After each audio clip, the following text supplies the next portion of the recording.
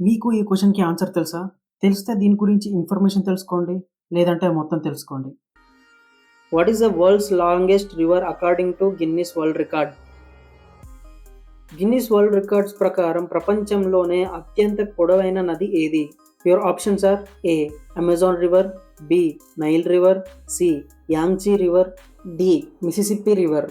Your time starts now.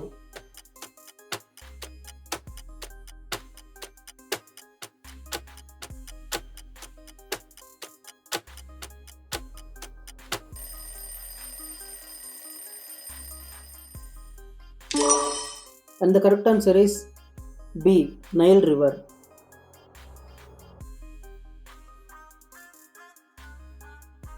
Nile river దాదాపు 6,650 kilometres అంటే 4,130 miles పొడవు ఉంటుంది.